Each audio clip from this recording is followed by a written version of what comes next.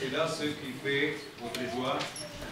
Quoique maintenant, puisque les faux, vous soyez attristés par un peu de temps par diverses épreuves, afin que l'épreuve de votre foi, plus précieuse que l'or périssable, qui cependant est éprouvé par les feux, ait pour résultat la louange, la gloire et l'honneur lorsque Jésus-Christ apparaîtra.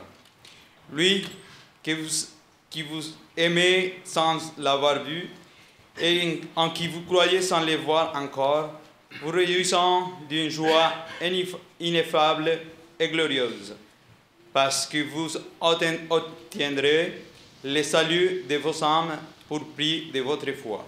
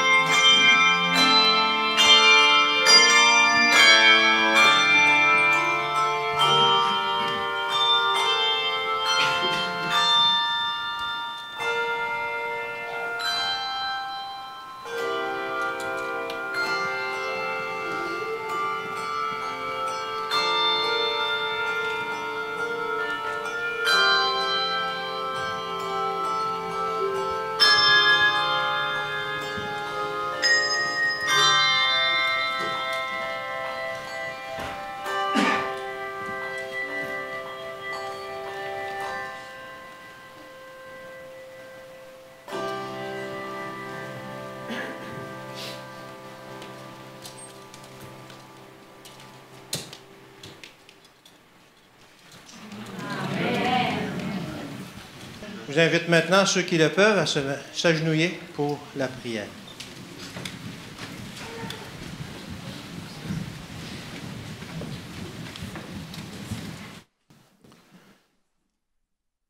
Bon et tendre Père Céleste, merci pour tout ce que tu nous donnes. Merci de nous avoir préservé la vie, de nous avoir préservé la santé cette semaine. Seigneur, je te rends grâce que tu es un Dieu si grand, un Dieu de merveille, un Dieu qui a fait des merveilles et qui nous donne de merveilleux talents. Seigneur, je te prie pour cette Église. Seigneur, fais qu'elle puisse grandir, qu'elle puisse être une lumière qui rayonne au sein de cette ville, par différents moyens, par les moyens que tu mets à notre disposition. On pense à l'école, on te demande de bénir les enfants qui y viennent, de bénir les professeurs, on pense au ministère des médias. Seigneur, on te demande de pouvoir diffuser ça partout dans le monde. Mais on te demande surtout que ton esprit repose sur chacun d'entre nous, afin de nous permettre de diffuser ce message. On te prie spécialement que ton esprit repose sur le pasteur qui a un message à délivrer pour nous aujourd'hui. Sois avec nous.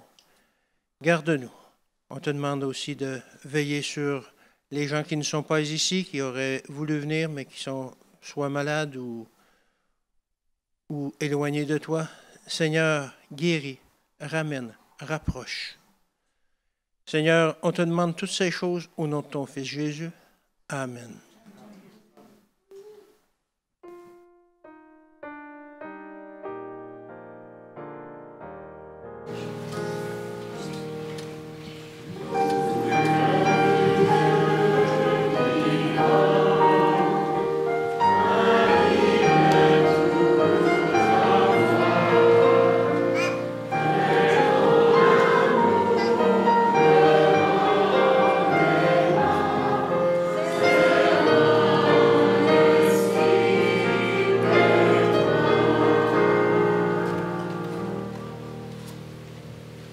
Psaume 119, versets 137 à 144.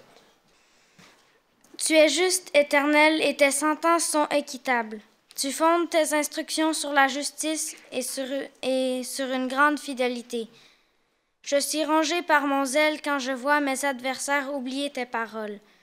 Ta parole est entièrement pure et ton serviteur l'aime. Que l'Éternel bénisse sa parole. Vous pouvez vous asseoir pour le chant de préparation.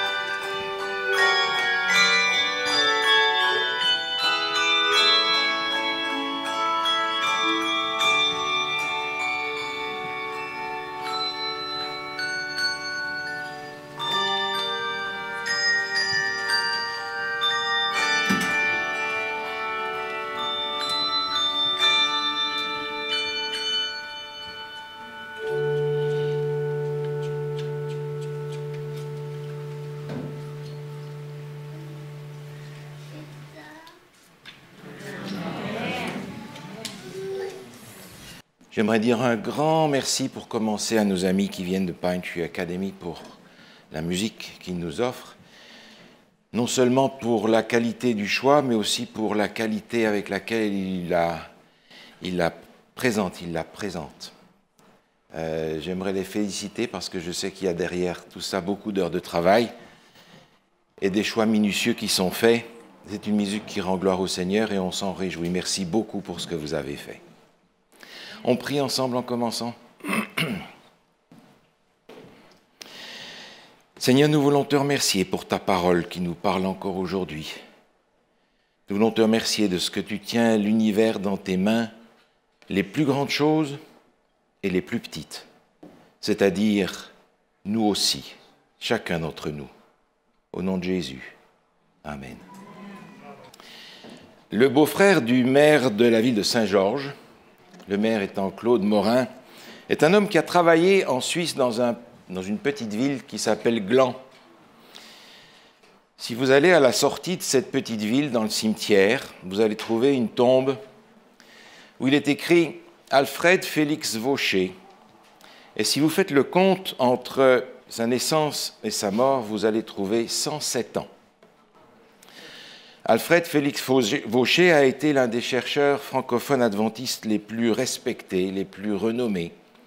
Il a accompli pendant sa vie un travail de recherche colossal dans le matériel religieux francophone. Il a été l'auteur de plusieurs livres et il a été aussi celui qui a donné une structure au travail en France et à l'école de Collonges, qui a commencé aussi avec lui. 107 ans. J'ai assisté à son enterrement, c'est le seul enterrement de toute ma vie auquel j'ai assisté et qui n'était pas un enterrement triste. Quelque temps avant sa mort, Félix Vaucher avait dit « Le Seigneur m'a oublié en vie ».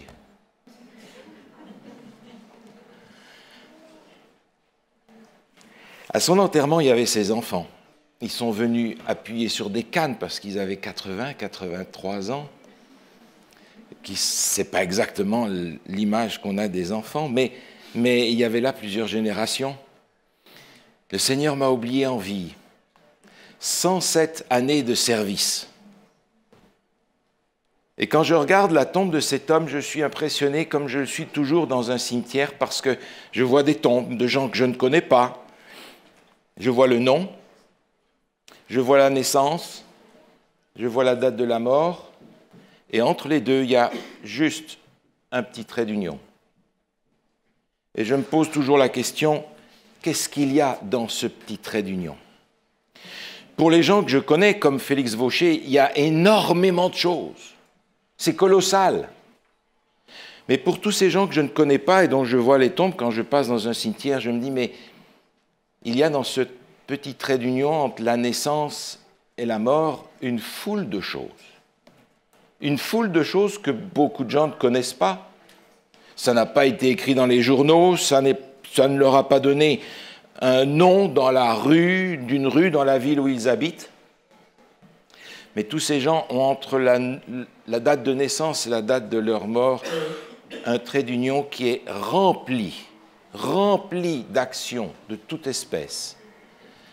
Des choses connues, des choses pas connues, la plupart du temps, des services, des choses qui sont finalement oubliées. Qu'est-ce qui reste après que notre vie s'est achevée? Un trait d'union. Et pour nous, êtres humains, c'est la seule chose que l'on voit, le trait d'union entre les deux. Heureusement, ce n'est pas la seule chose que Dieu regarde. Dieu voit beaucoup d'autres choses que simplement un trait d'union. Qu'y a-t-il d'important qui reste? Pour nous, êtres humains, ce qui est important, c'est ce qui se voit. C'est ce qui va rendre quelqu'un célèbre, c'est ce qu'il a fait. C'est que son nom a paru dans les journaux. Et vous rencontrez généralement des gens qui me disent « Regardez, pasteur, regardez, ça c'est une coupure de journal, il y a ma photo dans le journal. » Eh oui, mais un jour on ne trouve plus ce journal. Et on ne sait plus qui c'est. On m'a montré l'année passée une photo à Battle Creek. Et j'ai demandé qui sont ces gens. Personne ne pouvait même leur donner leur nom. Et c'était de toute évidence la photo de dirigeants de l'Église, de gens qui étaient là, des gens qui avaient fait quelque chose. On est surpris de découvrir que l'important n'est pas toujours ce qui reste dans la mémoire, ce qui est important n'est pas toujours ce qui est retenu. On va oublier, parce qu'on n'a rien fait de grand. Et vous savez, je rencontre souvent des gens qui me disent « Mais je ne sais pas à quoi je sers, moi, je ne sers à rien. » Quand vous entendez quelqu'un sur un lit d'hôpital qui vous dit « Mais je ne sers à rien, qu'est-ce que je fais encore ici ?» Nous mesurons la valeur de quelqu'un au résultat immédiat et à l'ampleur de son action. Si c'est grand, si ça se voit, si ça reste, ah ça c'est un grand personnage. On va mettre une plaque, on va mettre une statue, on va marquer ça. Mais si ça n'a pas un résultat immédiat, important, visible, qui dure, c'est qui? Personne ne sait. Personne ne sait ce qu'il a fait. Mais est-ce qu'il a vraiment rien fait d'important? Heureusement, il y a quelqu'un qui le sait. Nous mesurons les choses d'une façon différente que Dieu mesure. Heureusement. Mais c'est difficile d'apprendre à mesurer comme Dieu mesure. Dans le livre des Actes, au chapitre 8, se trouve l'histoire de quelqu'un qui peut nous ressembler peut-être d'une certaine mesure. Philippe est allé dans la ville de Samarie et il a prêché l'Évangile. Et curieusement, les gens de la ville de Samarie, contrairement à ceux de Jérusalem, ont reçu avec joie le message que Philippe leur a apporté. Les gens de Jérusalem ont dit « Comment Samarie qui reçoit l'Évangile, est-ce possible ?» Du coup, ils ont envoyé Pierre et Jean sur place pour voir si c'était vrai. Il y avait dans cette ville un homme qui s'appelait Simon et qui avait le respect de toute la ville parce qu'il faisait des miracles, il faisait des tours de magie, il faisait toutes sortes de choses pour lesquelles les gens disaient comme les enfants « Waouh !»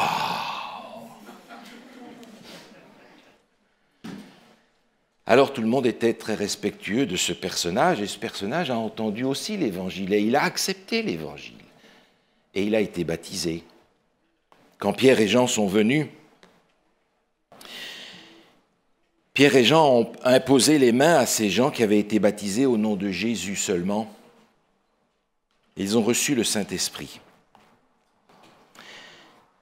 Et dans le texte, il nous est dit que Simon est venu voir Pierre et Jean et leur a dit « Ah mais il me faut ça aussi, permettez que moi je puisse communiquer le Saint-Esprit comme ça à qui je veux. » Verset 19. Évangile selon... Non, pardon. Actes des Apôtres, chapitre 8, verset 19. Il leur offrit de l'argent en disant « Accordez-moi aussi ce pouvoir afin que celui à qui j'imposerai les mains reçoive le Saint-Esprit. » Mais Pierre lui dit « Que ton argent périsse avec toi puisque tu as cru que le don de Dieu s'acquérait à prix d'argent.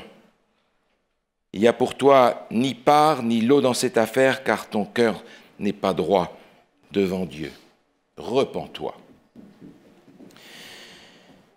Il avait cru que ça pouvait marcher comme il pensait avant, qu'on pouvait acquérir le Saint-Esprit en achetant, parce que c'est probablement comme ça aussi qu'il avait acheté le pouvoir qu'il avait précédemment. Est-ce que Dieu voit de cette manière ? Et devant tout le monde, Pierre le reprend et lui dit « Tu vas périr avec ton argent si tu ne changes pas de mentalité. Repens-toi. » Et il doit se repentir simplement d'avoir demandé d'avoir le Saint-Esprit. C'est vrai qu'il leur a donné un billet, mais ça ne paraissait pas si grave que ça. Mais il y avait là une mentalité tout à fait extérieure à celle de l'Évangile. Nous sommes tentés parfois de mesurer la valeur des choses par la grandeur des choses. Et quand nous n'avons rien fait de grand, comment est-ce qu'on va mesurer ces gens-là? Quand on n'a rien fait qui s'est vu, rien fait qui a fait un article dans le journal, rien fait que notre nom n'est pas passé à la radio, rien fait qui soit noté par qui que ce soit, comment est-ce qu'on va mesurer ces gens-là? Connaît pas, inconnus. Par contre, ils ont fait parfois des choses, bonnes ou mauvaises, et se sont rendus célèbres comme ça. Et vous savez comment aujourd'hui, des gens qui font parfois des choses mauvaises sont plus célèbres que ceux qui en font des bonnes. Il suffit de prononcer leur nom. Tout le monde sait de qui il s'agit. C'est ainsi que ceux qui vivent dans l'ombre font des choses que personne ne reconnaît, mais que Dieu voit. Vous lisez votre Bible et vous voyez le nom de gens que personne ne connaît. Prenez un livre d'histoire, vous ne trouverez pas leur nom dans ces livres-là. Parce que Dieu a vu dans ces gens deux personnes extraordinairement grandes à ses yeux, mais le monde, inconnu, personne ne sait qui c'est. Par contre, dans le livre d'histoire, vous allez trouver le nom de gens extraordinaires, tout le monde les connaît. Cherchez leur nom dans la Bible, vous ne le trouverez jamais. Ils n'ont pas d'importance aux yeux de Dieu, ceux-là. Alors aujourd'hui, comment ça marche? J'aimerais prendre simplement, pour continuer une réflexion de Jean-Guy pendant l'école du sabbat, l'exemple des mères de famille. Et je pense que dans le monde moderne, il n'y a pas une mère de famille qui n'a pas entendu cette remarque. Mais qu'est-ce que tu fais à la maison? Mais va trouver un travail, continue ta carrière. Tu ne peux pas commencer à passer ta vie à changer des couches et à faire à manger. Voyons, épanouis-toi. Dans le livre Foyer chrétien, permettez-moi de lire un paragraphe qui nous ouvre un petit peu la manière dont Dieu voit les choses. Si la mère de famille travaille en vue de l'intérêt des siens, cherchant à former leur caractère à l'image du divin modèle, l'ange inscrira son nom dans les registres du ciel avec ceux des plus grands missionnaires de ce monde. Dieu ne voit pas les choses comme les hommes voient, avec leur vision imparfaite. Un roi sur son trône n'a pas une responsabilité plus importante que celle d'une mère. Un ange ne pourrait réclamer une mission plus haute, car en accomplissant cette œuvre, elle est au service de Dieu. Une mère de famille avec une tâche plus importante qu'un ange, c'est dire à quel point Dieu voit les choses d'une manière différente de la nôtre. Parce que Dieu voit en fonction de l'éternité. Nous, nous voyons à court terme. Nous sommes myopes par nature. On ne voit que l'épanouissement de nos enfants, pourvu qu'ils soient avocats, pourvu qu'ils soient médecins, pourvu qu'il ait un bon salaire, pourvu qu'il ait une belle maison, pourvu que la vie marche bien pour lui. Est-ce que Dieu regarde comme ça? Je n'ai pas l'impression quand je lis ce paragraphe. La Bible nous dit que notre valeur n'est pas dans ce que nous avons fait ou dans ce que le monde voit que nous faisons. Prenez ce texte avec moi dans la première épître de Pierre, au chapitre 1er. Première épître de Pierre, chapitre 1er. Première épître de Pierre, chapitre 1er. Au verset 18, il est écrit ceci. Vous savez que ce n'est pas par des choses périssables, par de l'argent ou de l'or, que vous avez été rachetés de la vaine manière de vivre que vous aviez hérité de vos pères, mais par le sang précieux de Christ, comme d'un agneau sans défaut et sans tache. Qu'est-ce qui nous donne de la valeur? L'argent, l'or qu'on a, ou les choses, ou la renommée, ou notre nom? Même pas.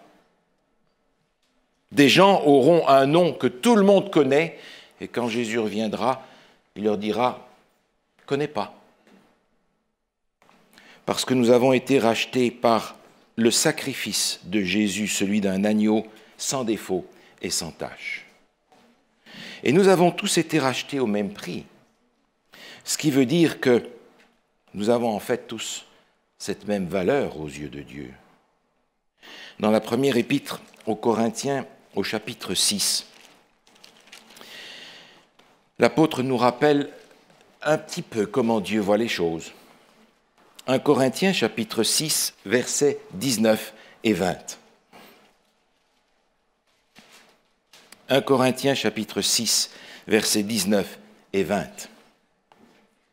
Ne savez-vous pas que votre corps est le temple du Saint-Esprit qui est en vous, que vous avez reçu de Dieu, et que vous ne vous appartenez pas à vous-même, car vous avez été rachetés à un grand prix. Glorifiez donc Dieu dans votre corps et dans votre esprit qui appartiennent à Dieu. Je ne m'appartiens même pas à moi-même. Alors finalement, quand je pense à ça, je suis délivré de cette soif ou de ce désir d'être quelqu'un. Je n'ai pas besoin d'être quelqu'un, je le suis déjà par la grâce de Dieu. Je n'ai pas besoin de faire des choses extraordinaires. Je n'ai pas besoin pour me sentir bien ou pour être en paix d'avoir soit un grand compte en banque, soit des réalisations que tout le monde va reconnaître. Je n'ai pas besoin de me sentir bien au travers du regard des autres. Dans ce cas-là, le fait d'avoir accepté par le baptême Jésus comme mon sauveur fait que j'ai, quoi que je fasse, une utilité d'une extrême importance parce qu'elle a une valeur éternelle. Je suis appelé à être quelqu'un qui va vivre avec Dieu pour l'éternité. Et dans cette éternité, ce que j'ai fait ici-bas, qui va s'en souvenir? Personne. Alors je peux commencer aujourd'hui, déjà, sur cette terre, à voir un petit peu comme Dieu voit. C'est-à-dire que les petites choses ont peut-être une grande importance et que les grandes choses n'en ont peut-être aucune. Alors à quoi je sers? Finalement, peu importe. Peu importe. Pour autant que je puisse faire aujourd'hui ce que le Seigneur place devant moi. À quoi je sers? Il y a beaucoup de gens qui ne le sauront jamais à quoi ils ont servi. Mais un jour, ils vont avoir une grande surprise. La grande surprise de voir, au travers de ces innombrables petites choses, à quoi ils ont servi. Et s'ils ne l'ont jamais su, c'est peut-être beaucoup mieux, parce que sinon, ils auraient dit « Ah, moi, je sers au moins à quelque chose. » En fait, non, je sers Dieu. J'aimerais prendre quelques exemples de ces petites choses. Dans l'Évangile selon Marc, au chapitre 12, Jésus interpelle ses disciples par rapport à un détail dans sa vie. Chapitre 12, dans l'Évangile selon Marc, Jésus s'assied avec ses disciples à l'entrée du temple, en face du tronc, là où les gens apportent leurs offrandes. Et comme chaque fois, on voit arriver ces gens bien habillés avec un sac. Pas une carte de crédit, ça n'existait pas. Un sac, petit sac, grand sac, gros sac, avec des pièces dedans. Et quand on arrive au tronc, on déverse l'argent du sac, et puis on sort du sac un deuxième sac, et on va déverser les pièces de monnaie, et les gens vont dire « Waouh, il a donné de l'argent celui-là !» Et puis vient le deuxième derrière. Jésus est là, il regarde. Les disciples, eux, ne voient rien d'anormal à ça. Et tout d'un coup passe une dame, invisible, qui, en passant à côté du tronc, place discrètement quelque chose et passe. Et là, Jésus, « Hé, les gars, venez, regardez ça. » Verset 43. Alors Jésus, ayant appelé ses disciples, leur dit, « Je vous le dis en vérité, cette pauvre veuve a donné plus qu'aucun de ceux qui ont mis dans le tronc, car tous ont mis de leur superflu, Elle a mis de son nécessaire, tout ce qu'elle possédait, tout ce qu'elle avait pour vivre.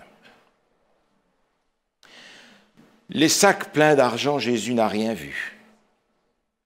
Mais cette dame qui est passée et qui a discrètement lâché 2 pièces dans le tronc, Jésus a dit, regardez, regardez cette femme. Elle a mis plus que tous les autres. Ça demandait une explication, vous comprenez, les disciples, eux, qui ont une dimension très terre-à-terre, disent, mais comment est-ce que cette dame qui a donné 2 pièces a pu donner plus que ceux qui en ont donné beaucoup? Ici, Jésus, dans ce récit, est en train de montrer ce qu'est le sacrifice. Elle n'a pas fait une offrande. Les autres ont fait une aumône. Elle a fait un sacrifice. Parce que, dit Jésus, elle a donné de son nécessaire. Alors, c'est quoi un sacrifice? Ah, ce n'est pas de tuer une bête aujourd'hui et de la faire brûler. Un sacrifice peut aujourd'hui prendre de multiples formes. Mais le sacrifice dont Jésus parle ici, dans le domaine financier par exemple, consiste à consacrer à Dieu un montant d'argent dont j'ai besoin. Il me faut un nouveau frigidaire, il me faut une nouvelle voiture, j'ai besoin de ceci, j'ai besoin de cela. Eh bien non, cet argent, on va le donner à Dieu et on s'achètera le nouveau frigo et la nouvelle voiture quand on aura pu retrouver l'argent dont on a besoin pour l'acheter. Sacrifice, je donne à Dieu ce dont j'ai besoin. C'est ce qu'elle a fait. Mais un jour, le Seigneur Jésus montrera à cette femme combien d'écoles, combien d'hôpitaux, combien d'institutions, d'églises ont été construites par des gens qui ont fait des sacrifices parce qu'ils ont appris en lisant l'histoire de cette femme comment on fait un sacrifice. Et le Seigneur lui dira, regarde, ton sacrifice, regarde ce qu'il a produit dans le monde au travers des siècles. Une foule de gens qui, inspirés par ton sacrifice, en ont fait pour que l'œuvre continue à avancer. Et elle sera là, waouh! Tout ça? Oui, parce que tu as osé faire le sacrifice. J'aimerais connaître l'histoire, la suite de l'histoire. Quand cette femme est rentrée chez elle et qu'elle a donné ce dont elle avait besoin, est-ce que son pot de farine a été rempli? Est-ce que ses vases d'huile étaient pleins? Est-ce qu'il y avait un panier devant sa porte avec des fruits? C'est quoi la suite de l'histoire? Peu importe. Elle a fait le sacrifice et des milliers de gens ont été inspirés pour faire le même. Des sacrifices au travers du temps, des sacrifices pour Dieu et des sacrifices d'eux-mêmes. 2 chapitres plus loin, dans l'évangile de Marc, on trouve Simon le lépreux, qui était pharisien et qui est tombé malade.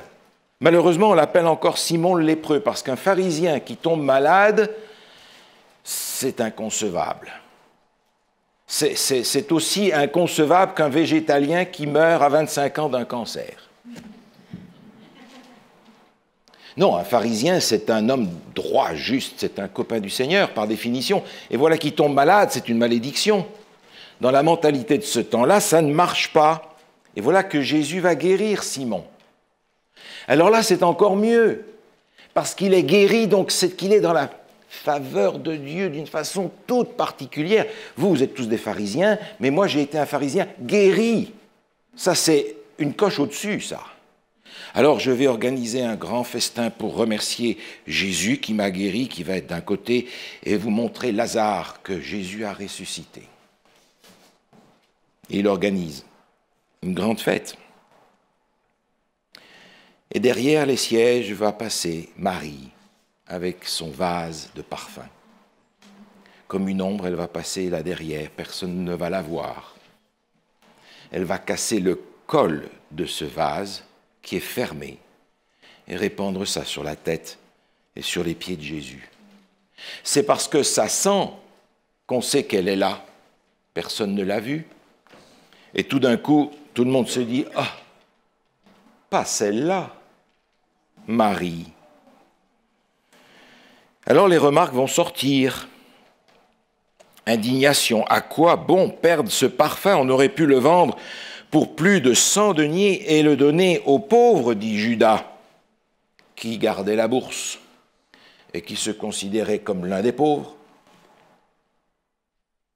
Et il s'irritait contre cette femme, nous est-il dit au verset 5. Mais Jésus, verset 6, dit « Laissez-la, pourquoi lui faites-vous de la peine?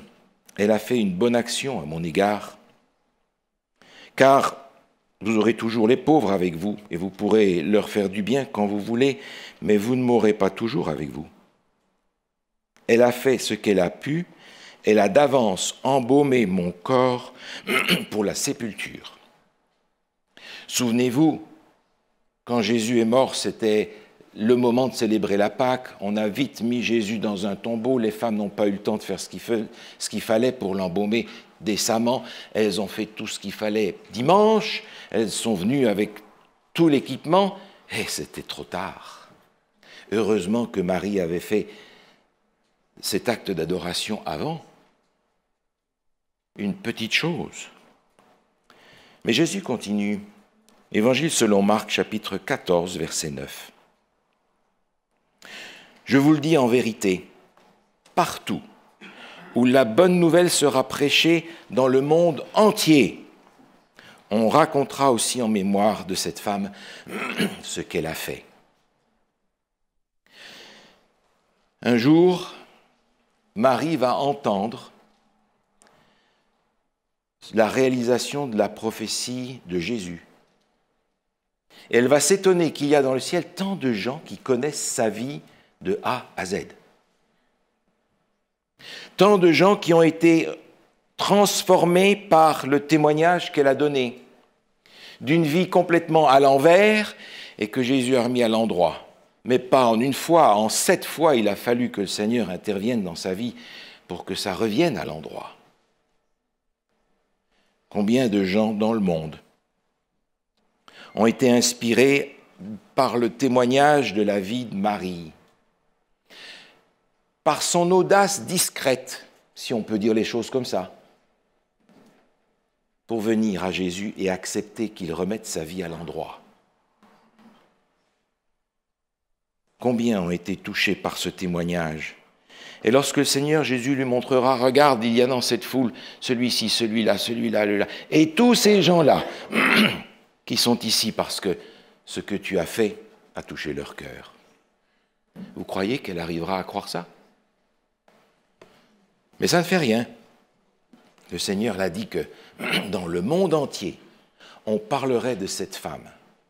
Vous trouvez le nom de cette femme dans les livres d'histoire parmi les plus grands personnages de l'humanité?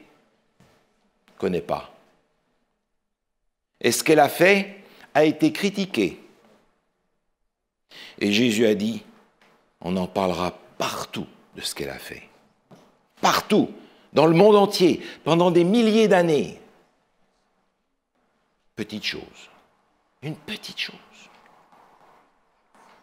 Dans l'Évangile selon Jean, au chapitre 20, se trouve une parole, un détail, une petite chose, mais qui pour moi a de l'importance, parce que c'est dans l'Évangile. Évangile selon Jean, au chapitre 20, c'est le verset, à partir du verset 6.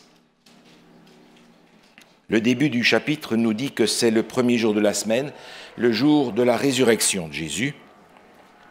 Et il est dit au verset 6, « Simon-Pierre, qui le suivait, c'était Jean, arriva et entra dans le sépulcre. Il vit les bandes qui étaient à terre et le linge qu'on avait mis sur la tête de Jésus, non pas avec les bandes, mais plié dans un lieu à part. Le linge plié à part. » Mais enfin, devant le grandiose de la résurrection, l'importance de l'événement, Jésus a fait son lit avant de partir. Il a plié son linge, il l'a mis là, parce que Dieu est un Dieu d'ordre.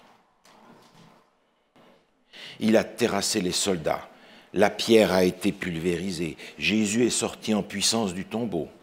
Mais les petites choses. Et généralement, nous considérons que le ministère de Jésus a commencé quand il a commencé à prêcher aux milliers de gens qui étaient là. Et on connaît Jésus pour ces choses-là. Dans le livre Jésus-Christ, à la page 58 en anglais, je lis ceci. Il commença son œuvre en consacrant le simple métier de ceux qui sont obligés de gagner leur pain quotidien, se sentant au service de Dieu tout autant lorsqu'il travaillait à son établi de charpentier que plus tard lorsqu'il accomplissait des miracles en faveur des foules.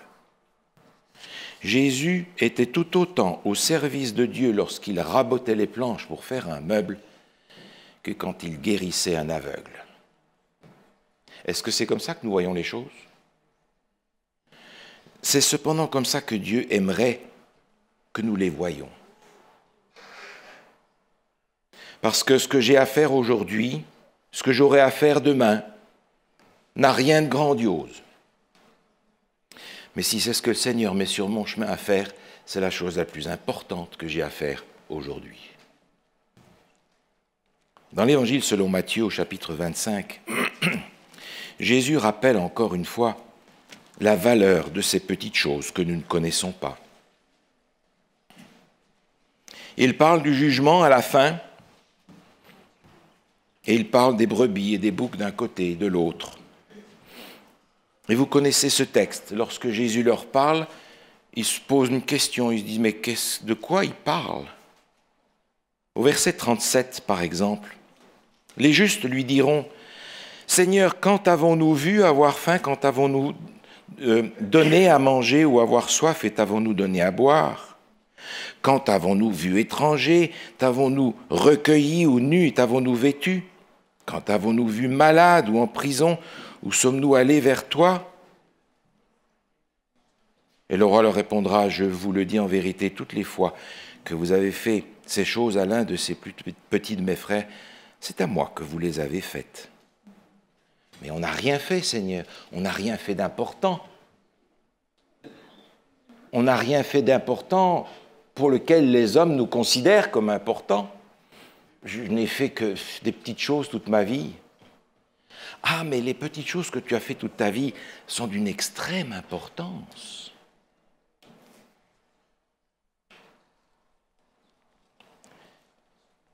Et les petites choses que nous faisons, souvent on les oublie. Depuis le temps que je travaille en collaboration avec l'Église et le Seigneur, j'en ai raconté des choses et des histoires. Mais il m'arrive régulièrement de rencontrer quelqu'un qui me dit « Est-ce que vous vous souvenez, pasteur, en 1900 et tant, vous avez raconté telle histoire ?» Aucune idée, c'est quoi l'histoire? Il me dit « Cette histoire, je m'en souviens encore, parce que ça m'a rapproché de Jésus. » J'ai oublié cette histoire, je la connais même plus. Et heureusement, parce qu'on dirait « Ah, grâce à moi, cette personne a accepté Jésus. » Pas du tout. C'est lui qui l'a attiré à la croix. Dans le premier livre des Rois, je trouve encore une histoire intéressante. On en a vu dans le Nouveau Testament. Jetons un œil sur une d'entre elles dans l'Ancien Testament. Premier livre des Rois au chapitre 17.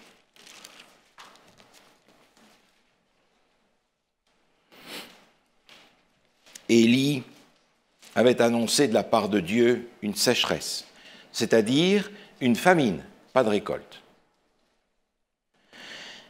Et lorsqu'il est temps d'arriver vers le bout de cette période difficile, selon l'ordre de Dieu, au verset 8, il est dit « Alors la parole de l'Éternel lui fut adressée en ces mots, « Lève-toi, va à Sarepta, qui appartient à Sidon. » Et là, Dieu lui dit que il doit aller chez une certaine personne, une veuve qui est là. Et il va aller rencontrer cette dame. Et un petit peu plus loin, dans le texte, il est dit, au verset 11. Elle alla en chercher. Il l'appela de nouveau et dit, apporte-moi, je te prie, un morceau de pain dans ta main. Elle répondit, l'Éternel, ton Dieu est vivant. Je n'ai rien de cuit. Je n'ai qu'une poignée de farine dans un pot, un peu d'huile dans une cruche.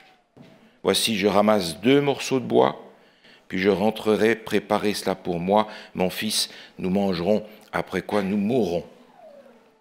Élie lui dit, ne crains point, rentre, fais comme tu as dit, seulement prépare-moi d'abord avec cela un petit gâteau et tu me l'apporteras. Et il lui a dit par la suite, c'est le verset suivant, ne t'inquiète pas pour la farine, ne t'inquiète pas pour l'huile. Et cette femme va préparer un gâteau pour Élie. Je ne sais pas si j'aurais eu la foi de faire ça.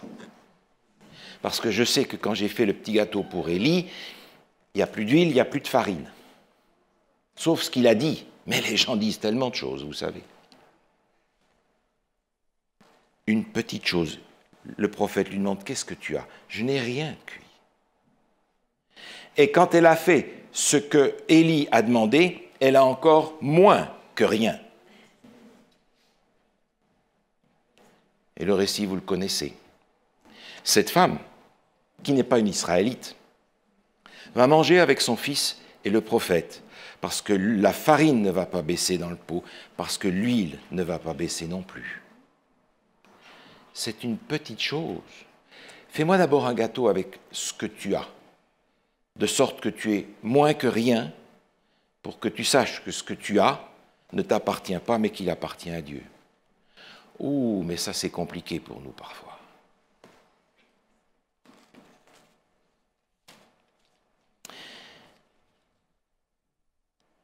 Il y a une famille qui a déménagé.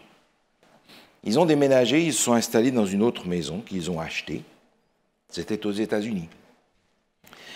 Et les propriétaires précédents ont demandé aux nouveaux venants s'ils accepteraient de prendre en même temps quelques meubles parce que ces personnes âgées qui partaient de là allaient dans quelque chose de plus petit. Et ils ont laissé quelques meubles, quelques cadres, ils ont laissé un certain nombre de choses. Et les nouveaux propriétaires ont dit, il n'y a pas de problème, laissez ce que vous voulez, on s'en occupera, on l'utilisera, aucun problème. Donc l'échange de maisons a été fait, ils se sont installés, ils ont mis leurs affaires, ils ont gardé certaines choses que les propriétaires d'avant avaient laissées. Et puis ils ont repris la vie normale jusqu'au printemps suivant, quand la mère de famille s'est dit, il faudrait quand même que je fasse un bon nettoyage de printemps dans cette nouvelle maison. Alors elle a commencé à faire le nettoyage, à aller dans les coins, etc. Et puis il y avait au mur un tableau qui avait été laissé par les propriétaires d'avant. Alors elle va prendre un escabeau pour aller prendre la poussière sur ce tableau qui était là depuis on ne sait pas combien de temps. Alors elle bouge le tableau et en bougeant le tableau pour prendre la poussière, il y a un bout de papier qui tombe. En fait, c'était une cale, un petit bout de papier cartonné qui avait été plié en 8 ou 16 ou en 32 pour que le tableau tienne droit. Elle dit, c'est quoi ce papier? Elle va le ramasser, un bout de papier jauni qui avait été là pendant des années et des années. Elle le déplie et c'était une carte d'invitation pour un cours biblique. Elle se dit, tiens, ça c'est intéressant. Je me demande si cette école biblique existe encore. Alors, ce papier, elle le regarde, elle transcrit les choses, elle envoie ça, elle suit le cours biblique. Cette dame a été baptisée. Petite chose. Une cale derrière un cadre pour qu'il tienne droit. C'est pas une petite chose, ça? Et voilà qu'une personne, grâce à ça, a été baptisée parce qu'elle a étudié la parole de Dieu. Elle a accepté Jésus comme son sauveur. Elle est membre d'une église, mais ne me demandez pas le nom de cette église. Dans le livre Maranatha, à la page 359, je lis ceci. « Chaque invitation du Saint-Esprit conduisant les hommes à faire le bien ou à s'approcher de Dieu est inscrite dans les livres des cieux. Et au jour que l'Éternel de l'Éternel, chacun de ceux qui se sont consacrés comme instruments entre les mains du Saint-Esprit pourront voir ce que leur vie a produit. Il vaut mieux que nous ne le voyions pas aujourd'hui, parce qu'on s'enorgueillit tellement vite, vous savez. Alors, Dieu travaille avec des petites choses. Et non seulement avec des petites choses, mais il travaille aussi avec des gens petits, comme vous et moi. À cause de l'orgueil et de l'ambition des êtres humains, Dieu a choisi d'accomplir une œuvre puissante par des moyens humbles et simples. Ce n'est pas les hommes que le monde honore qui sont grands, qu'ils soient talentueux, brillants ou non, ce sont ceux que Dieu choisit. Il choisit ceux qui veulent travailler dans la simplicité, dans la douceur, et reconnaître qu'il est, lui, Dieu, le leader dont ils ont besoin pour recevoir la source, pour être la source de leur force. Des petites choses, mais des petites gens aussi. Et je me sens rassuré parce que je suis aussi un de ces petits, qui ne fait pas de grandes choses, qui ne sait pas faire ceci, qui ne sait pas faire cela, qui ne sait rien faire finalement, et que Dieu veut utiliser. Parce qu'à la fin des temps, on n'utilisera pas des Moïse, on n'utilisera pas des Élie, on n'utilisera pas de ces géants qui risqueraient de s'enorgueillir. On utilisera les petits, avec des petits moyens, qui seront obligés de reconnaître que c'est Dieu qui leur donne les moyens de le faire, et qui seront aussi en train de dire aux autres, que voulez-vous que je fasse? Je ne sais rien faire, c'est Dieu qui fait. Alors un jour pour tous ces petits qui n'ont rien fait, le Seigneur viendra et dira, c'est bien, bon et fidèle serviteur. Tu as été fidèle en peu de choses. Je te confierai beaucoup. Entre dans la joie de ton Maître. Amen.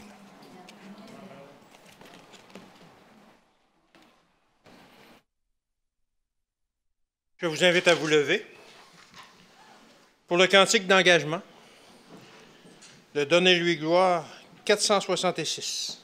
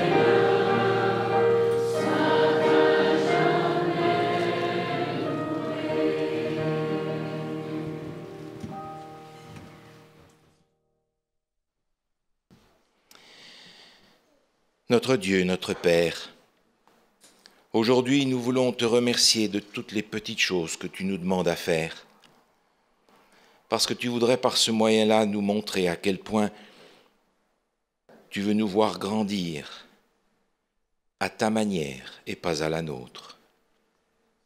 Et si tu nous donnes, Seigneur, la grâce pour une raison incompréhensible de nous donner à faire quelque chose de grand que nous ne méritons pas, donne-nous, Seigneur, de savoir l'oublier et que ça puisse attirer les autres à toi. Seigneur, nous te remercions de ce que nous n'avons pas besoin de nous valoriser à tes yeux en aucune manière. Nous te remercions de ce que tu nous donnes à faire jour après jour, parce que par ce moyen-là, nous apprenons à être de fidèles économes des grandes choses que tu veux nous confier dans le royaume des cieux. Et Seigneur, ton royaume vient bientôt. Nous avons bien peu de temps encore pour faire toutes les petites choses que tu mets sur notre chemin.